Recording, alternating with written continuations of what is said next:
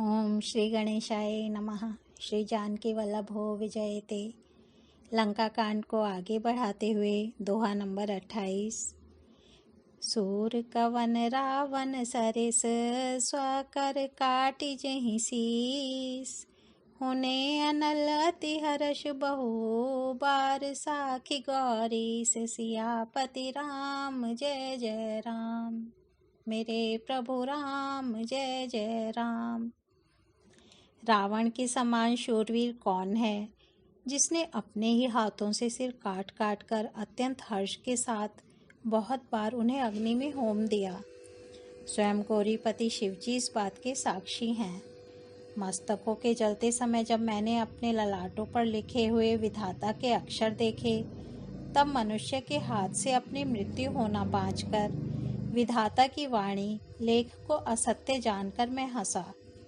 उस बात को समझकर स्मरण करके भी मेरे मन में डर नहीं है, क्योंकि मैं समझता हूँ कि बूढ़े ब्रह्मा ने बुद्धि भ्रम से ऐसा लिख दिया है। अरे मूर्ख, तू लज्जा और मर्यादा छोड़कर मेरे आगे बार बार दूसरे वीर का बल कहता है। अंगद ने कहा, अरे रावण, तेरे समान लज्जावान जगत में कोई नहीं है। लज्जाशीलता तो तेरा सहज स्वभाव ही है। तू अपने मुंह से अपने गुण कभी नहीं कहता। सिर काटने और कैलाश उठाने की कथा चित्त में चढ़ी हुई थी, इससे तूने उसे 20 बार कहा।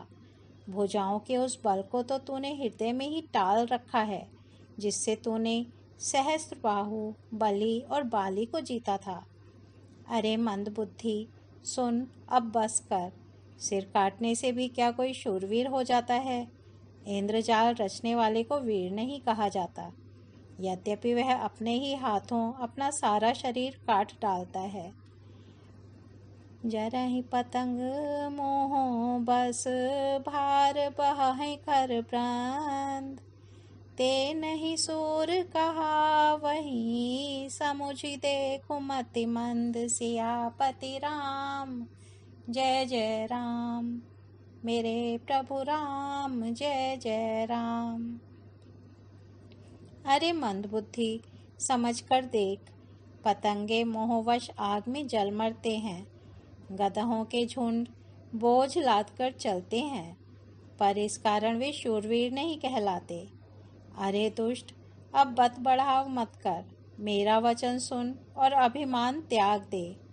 हे दशमुख, मैं दूत की तरह संधि करने नहीं आया हूँ। श्री रघुवीर ने ऐसा विचार कर मुझे भेजा है। कृपालु श्री राम जी बार बार ऐसा कहते हैं कि सियार के मारने से सिंह को यश नहीं मिलता।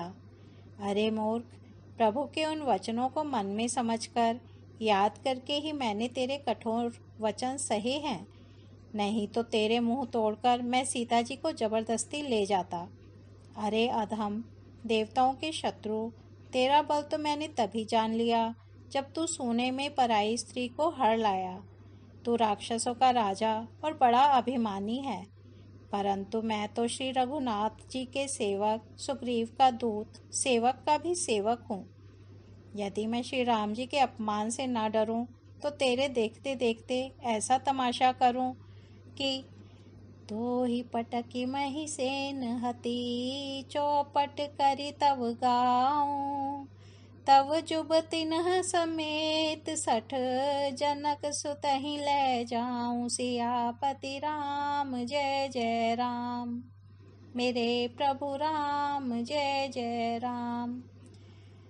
तुझे जमीन पर पटक कर तेरी सेना का संहार कर और तेरे गांव को चौपट नष्ट भ्रष्ट करके, अरे मूर्ख, तेरी युवती स्त्रियों सहित जानकी जी को ले जाऊं।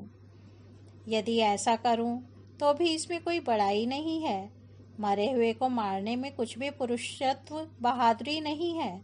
वाम मार्गी, कामी, कंजूस, अत्यंत मूढ़, अति दरिद्र, बदनाम, बहुत बूढ़ा, नित्य का रोगी, निरंतर क्रोधयुक्त रहने वाला, भगवान विष्णु से विमुख, वेद और संतों का विरोधी, अपना ही शरीर पोषण करने वाला, पराई निंदा करने वाला और पाप की खान, महान पापी, ये 14 प्राणी जीते ही मुर्दे के समान हैं।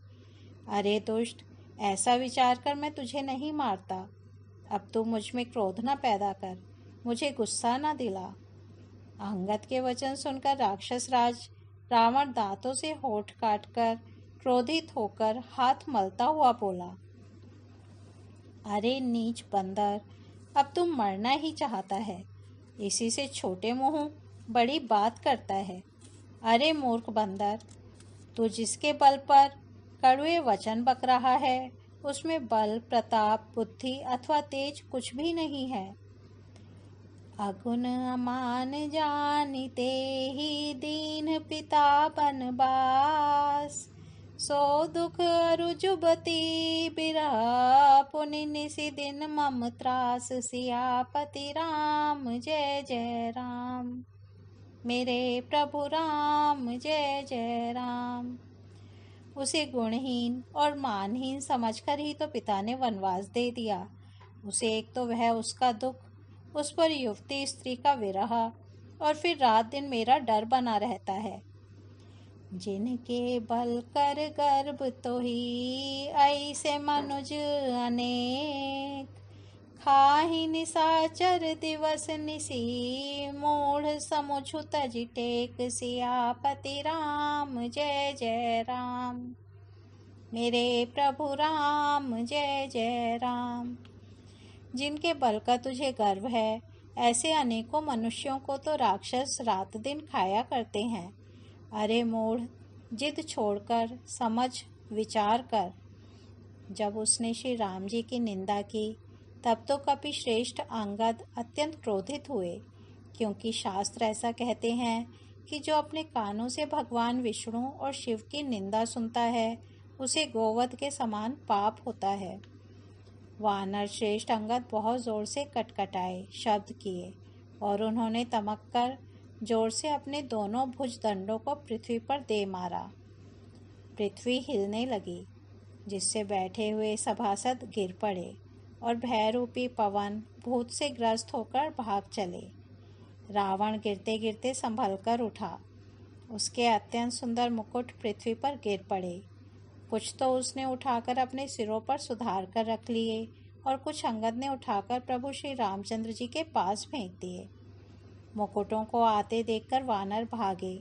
सोचने लगे, विधाता, क्या दिन में ही उल्कापात होने लगा, तारे टूटकर गिरने लगे, अथवा क्या रावण ने क्रोध करके 4 वज्र चलाए हैं, जो बड़े धाय के साथ वेग से आ रहे हैं। प्रभु ने उनसे हंसकर कहा, मन में डरो नहीं, ये ना उल्का हैं, ना वज्र हैं, और ना केतु या राहु ही हैं। अरे भाई, ये तो रावण के मुकुट हैं, जो बालीपुत्र अंगद के फेंके हुए आ रहे हैं। तरह की पवन सुत कर गहे, आनि धरे प्रभु पास, कौतुक देखहि भालु कपि, दिन कर सरिस प्रकाश। वहाँ सकोपि दसानन, सब सन कहत रिसाई, धरहु कपि धरि मारहूँ, सुनि अंगद मुस्काई। सियापति राम जय जय राम। मेरे प्रभु राम जय जय राम। पवन पुत्र श्री हनुमान जी ने उछलकर उनको हाथ से पकड़ लिया और लाकर प्रभु के पास रख दिया। रीछ और वानर तमाशा देखने लगे। उनका प्रकाश सूर्य के समान था। वहाँ सभा में क्रोधयुक्त रावण सबसे क्रोधित होकर कहने लगा कि बंदर को पकड़ लो और पकड़कर मार डालो। अंगद यह सुनकर मुस्कुराने लगे। रावण फिर बोला, इसे मारकर सब योद्धा तुरंत दौड़ो और जहाँ कहीं रीछ वानरों को पाओ वहीं खा डालो। पृथ्वी को बंदरों से रहित कर दो और जाकर दोनों तपस्वी भाइयों राम लक्ष्मण को जीते जी पकड़ लो। रावण के ये कोप भरे वचन सुनकर तब युवराज अंगद क्रोधित होकर बोले, तुझे गाल बजाते लाज नहीं आती? अरे निर्लज, अरे कुलनाशक, गला काटकर आत्महत्या करके मर जा। मेरा बल देखकर भी क्या तेरी छाती नहीं फटती? अरे स्त्री के चोर, अरे कुमार्ग पर चलने वाले, अरे दुष्ट पाप की राशि, मंद बुद्धि और कामी, तू सन्निपात में क्या दुर्वचन बक रहा है। अरे दुष्ट राक्षस, तू काल के वश हो गया है। इसका फल तू आगे वानर और भालुओं के चपेटे लगने पर पावेगा। राम मनुष्य हैं, ऐसा वचन बोलते ही अरे अभिमानी तेरी जीभें नहीं गिर पड़ती। इसमें संदेह नहीं है कि तेरी जीभें अकेले नहीं वरम सिरों के साथ रणभूमि में गिरेंगी। बाली बध्य जई एक सर, सो नर क्यों 10 कंद। धिग तव जन्म कुजाति जड़, बीसहु लोच नंद। सियापति राम जय जय राम, मेरे प्रभु राम जय जय राम। रे दशकंद, जिसने एक ही बाण से बाली को मार डाला वह मनुष्य कैसे हैं। अरे कुजाति, अरे जड़, 20 आंखें होने पर भी तू अंधा है। तेरे जन्म को धिक्कार है।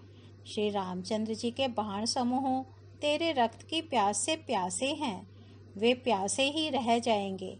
इस डर से अरे कड़वी बकवाद करने वाले नीच राक्षस, मैं तुझे छोड़ता हूँ। मैं तेरे दांत तोड़ने में समर्थ हूँ, पर क्या करूँ, श्री रघुनाथ जी ने मुझे आज्ञा नहीं दी।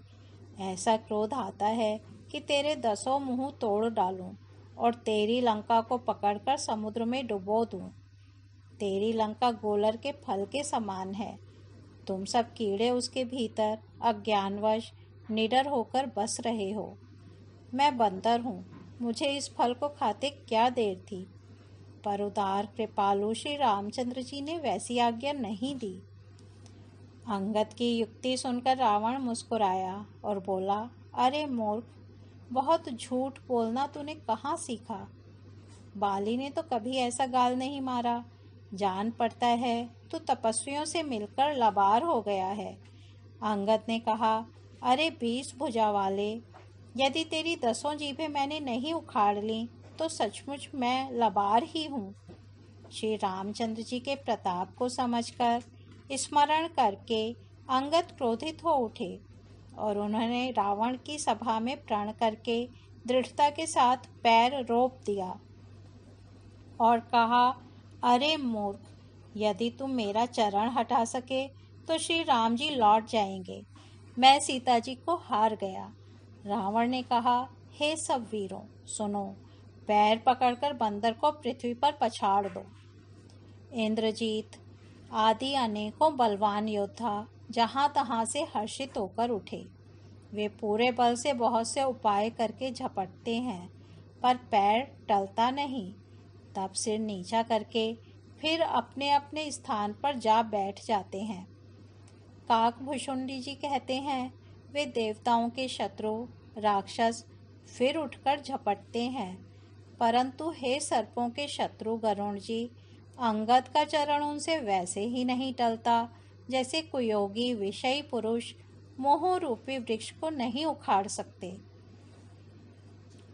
कोटिन्ह मेघनाद सम सुभट उठे हर्षाय, झपटहि टरई न कपि चरण, पुनि बैठई सिर नाई। भूमि न छाड़त कपि चरण, देखत रिपु मद भाग। कोटि विघ्न ते संत कर, मन जिमि नीति न त्याग। सियापति राम जय जय राम, मेरे प्रभु राम जय जय राम। करोड़ों वीर योद्धा जो बल में मेघनाद के समान थे हर्षित होकर उठे। वे बार बार झपटते हैं पर वानर का चरण नहीं उठता। तब लज्जा के मारे सिर नवाकर बैठ जाते हैं। जैसे करोड़ों विघ्न आने पर भी संत का मन नीति को नहीं छोड़ता, वैसे ही वानर अंगद चरण पृथ्वी को नहीं छोड़ता। यह देखकर शत्रु रावण का मद दूर हो गया। अंगद का बल देखकर सब हृदय में हार गए। तब अंगद के ललकारने पर रावण स्वयं उठा। जब वह अंगद का चरण पकड़ने लगा तब बाली कुमार अंगद ने कहा, मेरा चरण पकड़ने से तेरा बचाव नहीं होगा। अरे मूर्ख, तू जाकर श्री राम जी के चरण क्यों नहीं पकड़ता? यह सुनकर वह मन में बहुत ही सकुचाकर लौट गया। उसकी सारी श्री जाती रही। वह ऐसा तेजहीन हो गया जैसे मध्याह्न में चंद्रमा दिखाई देता है। वह सिर नीचा करके सिंहासन पर जा बैठा, मानो सारी संपत्ति गंवाकर बैठा हो। श्री रामचंद्र जी जगत भर के आत्मा और प्राणों के स्वामी हैं। उनसे विमुख रहने वाला शांति कैसे पा सकता है? शिव जी कहते हैं, हे उमा, जिन श्री रामचंद्र जी के भ्रू विलास भुहों के इशारे से विश्व उत्पन्न होता है और फिर नाश को प्राप्त होता है, जो तृण को वज्र और वज्र को तृण बना देते हैं, अत्यंत निर्बल को महान प्रबल और महान प्रबल को अत्यंत निर्बल कर देते हैं, उनके दूत का प्रण कहो कैसे टल सकता है? फिर अंगद ने अनेकों प्रकार से नीति कही, पर रावण ने नहीं माना, क्योंकि उसका काल निकट आ गया था। शत्रु के गर्व को चूर करके अंगद ने उसको प्रभु श्री रामचंद्र जी का सुयश सुनाया और फिर वह राजा बाली का पुत्र यह कहकर चल दिया, रणभूमि में तुझे खेला खेला कर न मारूं, तब तक अभी पहले से क्या बड़ाई करूं। अंगद ने पहले ही सभा में आने से पूर्व ही उसके पुत्र को मार डाला था। वह संवाद सुनकर रावण दुखी हो गया। जातु धान अंगद पन देखी, भय व्याकुल सब भय विशेषी। राम सिया राम जय जय राम। राम सिया राम जय जय राम। अंगद का प्रण सफल देखकर सब राक्षस भय से अत्यंत ही व्याकुल हो गए। रिपु बल धरषि हरषि कपि, बाली तनय बल पुंज। पुलक शरीर नयन जल गए राम पद कंज। सांझ जानि 10 कंधर, भवन गयो बिल खाय। मंदोदरी रावनहि, बहुरी कहा समुझाई। सियापति राम जय जय राम, मेरे प्रभु राम जय जय राम। शत्रु के बल का मर्दन कर बल की राशि बाली पुत्र अंगद जी ने हर्षित होकर आकर श्री रामचंद्र जी के चरण कमल पकड़ लिए।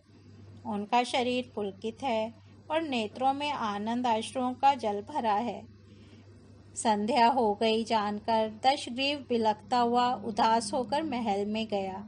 मंदोदरी ने रावण को समझाकर फिर कहा,